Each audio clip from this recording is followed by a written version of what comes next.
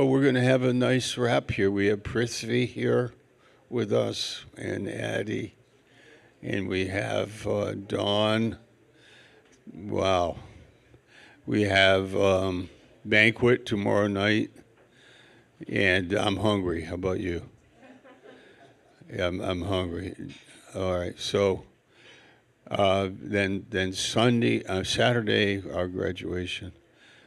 So we appreciated last night the subject of prayer, and that was very encouraging. Let's go over that for a second, and that has to do with. Let me turn that off here. Zacharias and Elizabeth have been praying, and they've been praying, and then, like, now they're old, and it looks like their prayer wasn't answered. And the angel appeared and said, oop,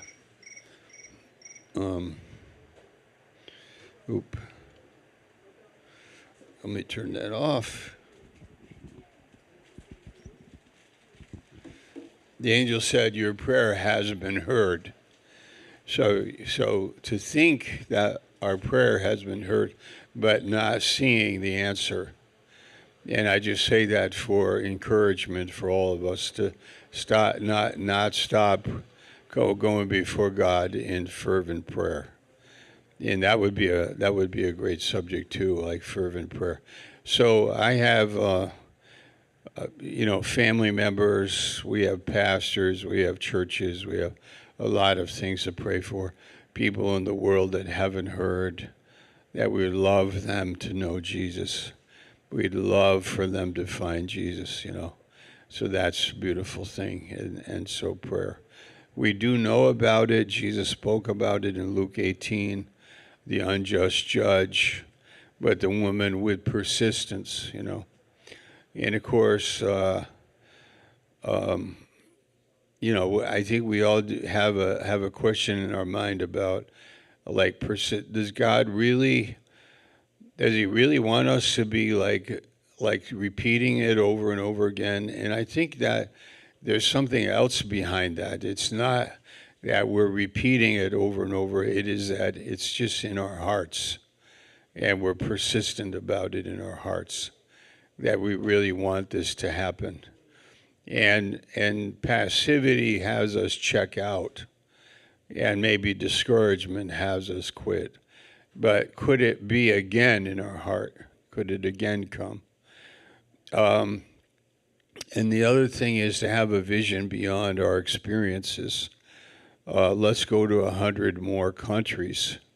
We're in 80 now or so.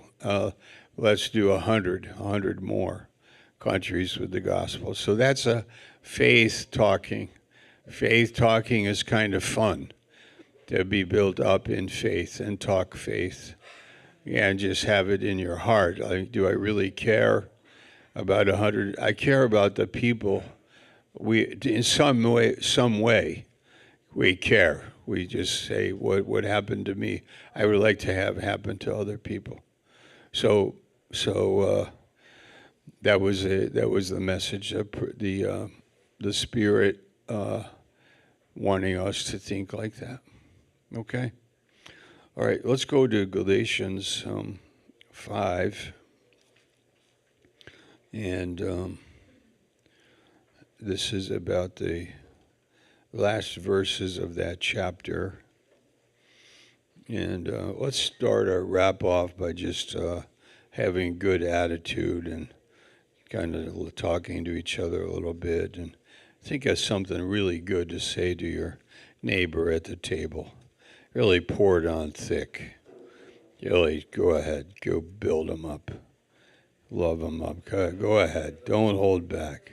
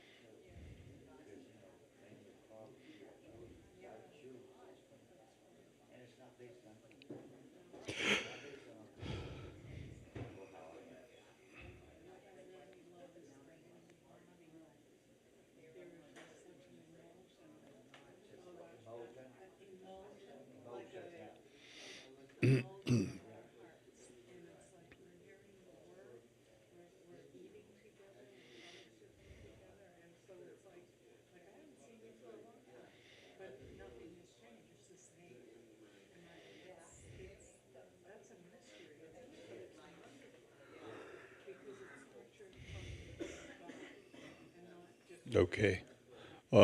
Let's go to chapter. I changed the text. Yeah, I changed the text to Romans 12. So I want to just draw your attention to a couple of things here. Romans 12 is about the mind being renewed and us having the right thinking and attitude and also action. So there are a couple of verses here where we have a gift linked with an attitude. And this is, if we start to think, verse 3. I say through the grace given unto me to every man that is among you, not to think of himself more highly than he ought to think.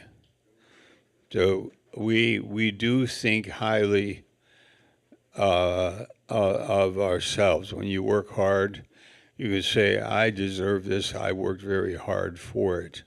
That could be one attitude. I think pretty highly of myself. I work hard, or I'm pretty smart, or I'm pretty educated, or I'm pretty wealthy, or I'm pretty well connected, and I could think highly of myself. If you walked into a room with 15 people in the room that you don't know, you would probably be sizing up people and figure out who's the leader, who are the important people, who are not. And then you might be thinking highly of yourself, or you may be thinking lowly of yourself. But this says to think, have your mind changed, transformed, so that you can think doctrinally or soberly or right judgment. And one of the judgments that we make about life is that I don't have anything that I didn't receive. 1 Corinthians 4:7. This is a separate message, but a very important one. What is it that you have that you didn't receive? Okay. Do you have two eyes or one eye? If you have one, you received it.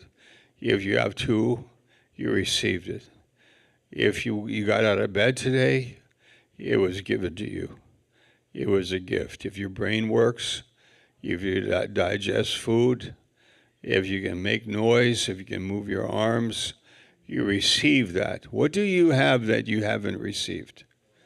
So what we do is we kind of take that on for ourselves. We say, I did that. I did that. I got out of bed today. I did this. Yes, you did, but who gave it to you? Who gave you that? Who gave you the ability? How did your muscles and skeletal system work? How do your hormones and blood pressure and enzymes from your liver, how does all that work? How do you stand vertical? That's given to you. I know of a guy who went to bed healthy, woke up paralyzed from his waist down. He had a stroke in a blood vessel in his spine that paralyzed him in the night and never to walk again. So what did he have? Well, he's got, he's living his life different, but the life he's living is a gift. That's a gift that he's able to be alive and that he's able to do something. So this is important. So you cannot think highly of yourself without really saying what I have is really from God by his grace for all of us, for all of our lives. I mean, we could talk a half an hour on that over and over again and make the point. It's a big deal. And what the culture that we live in is like this. I earned it. I worked hard for it. I earned it. It's mine. I did it. I graduated. I worked hard. I did it. Yeah, but how did you do that? How did you do that? It was from the gifts of God that you were even motivated to do it, that you were given the days on the calendar to get up in the morning and go and do it. Who gave that to you, right? I think you're all aware of what I'm trying to say. All right, so my subject today is being spirit filled. And I have to be, as a pastor, and I remember Dr. Stevens saying this, that there are many Christians are not spirit filled, and many Christians do not live with the Spirit filling them. Did anybody remember that? Yeah, he did say that, and he gave a percentage too, like, I don't know, 30% or something. That might even be high. I don't know.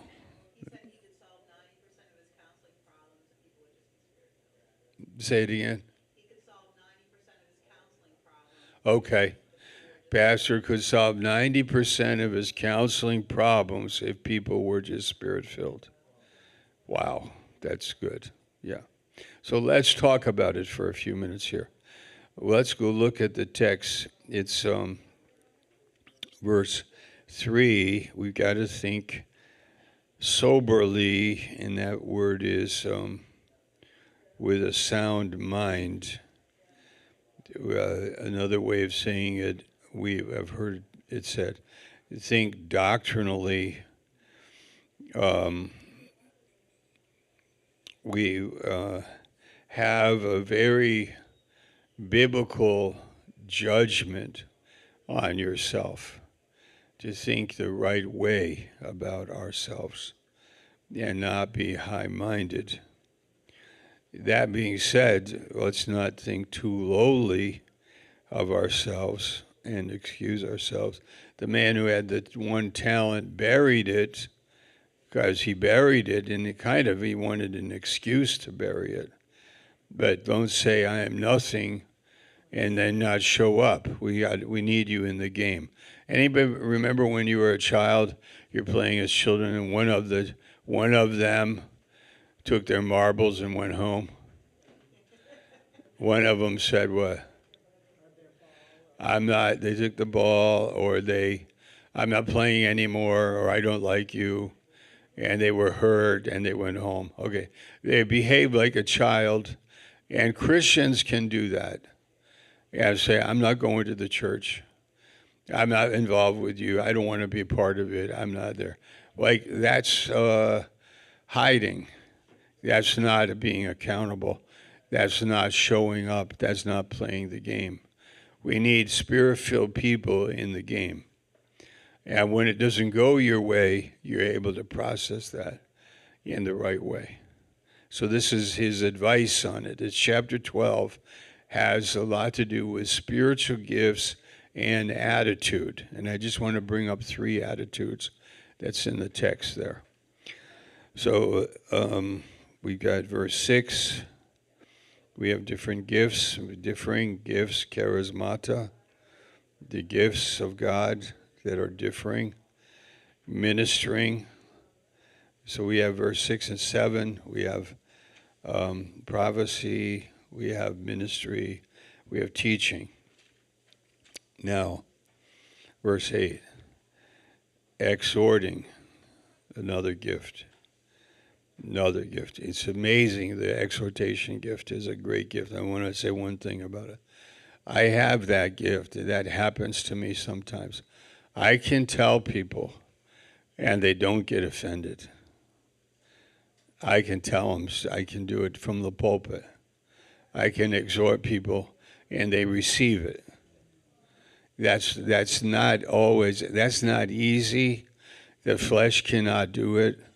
But when you are told, exhorted, when you are corrected with authority, and you are happy about it, like, thank you for telling me, Thank you. I receive that. That's a gift. That's from the Spirit. And I have sensed it in my heart that I can tell people, direct them, I can exhort them, I can correct them, I can be right at them, and they receive it. And it's okay. They actually enjoy it. It's edifying. That's an amazing thing. I just throw that in there because I understand that not everybody can do that. I understand that you can lead people by legalism. You can lead people by your personality. You can lead people by a management style of leadership. You can use guilt. You can do any number of things and ways of leading people that happens every day. But in the church, there's a gift of exhortation, and people are corrected by just something very simple, like stop drinking. Like stop drinking. Some of you are drinking, and you drink secretly, and it's not from God. Listen to me. It's not from God. Stop it. And stop it. No, that's all that I do. All you do. But the Spirit is in it, and the Spirit wants to say something to somebody, and it happens, and it helps them. That's here listed as a gift, isn't it? They say it's a charismata, verse 6. Was differing gifts, and one of them is exhortation. Now comes the attitude that I want to. He that gives, that's a gift. He's a giver. He is a giver. Now there was the McCormick Farm Machinery Harvester Caterpillar organization. I don't remember. There was this supporter for D.L. Moody, McCormick. He made a lot of money in his factory producing machinery. And there were a number of them out in the Midwest. I think John Deere was another one, or the tractor company. I think J.C. Penney was also a great donor. And they would give 80% of their income, large amounts of money, and they would give. So there you have a giving. Now, that's big money, but if you have $2 and you give the same Spirit, it's the same gift. I mean, the numbers are different, but it's the gift of giving, okay? Now, here comes the attitude, verse 8. He that gives, let him do it with simplicity.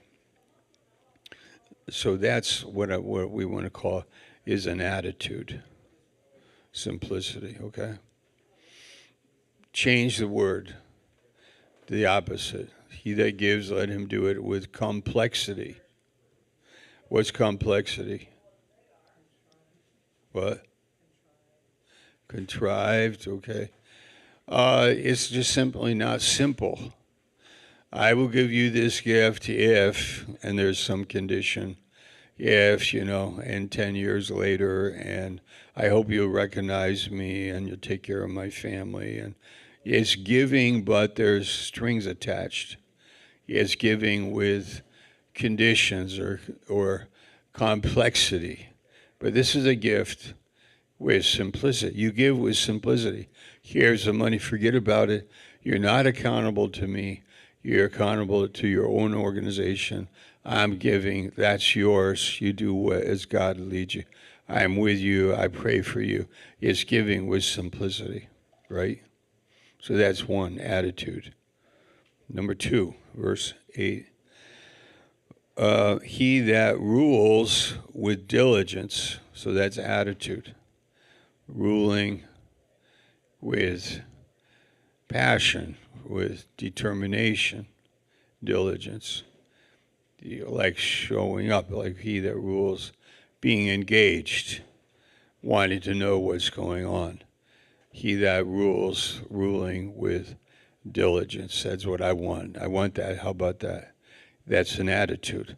So you have gifts from the Spirit, and then it's coupled with a Spirit-filled life where we have these attitudes that complement the gift. Like the ruling isn't passive, but it's engaging. It's with diligence. Okay. Third attitude is verse 8. he that shows mercy with cheerfulness. So you have, instead, I give mercy, but what, grudgingly? Here, take it, Here, take it. I give you mercy. Okay, well, take your mercy. And I don't want to see you again, or whatever it is. Mercy with cheerfulness. I'm happy you got mercy. I'm happy that you are doing well. I'm happy for you. I'm blessed by you. I'm happy with it. Give mercy with cheerfulness. So that's also a part of it. So what is our subject here? It's spirit-filled living. It's the Holy Spirit filling us. And it's real simple. It's passionate, and it's also cheerful. So that's it. Those are 3 attitudes. You can look at the chapter and pick out a couple more because they are there. And that's it. Amen. You're dismissed.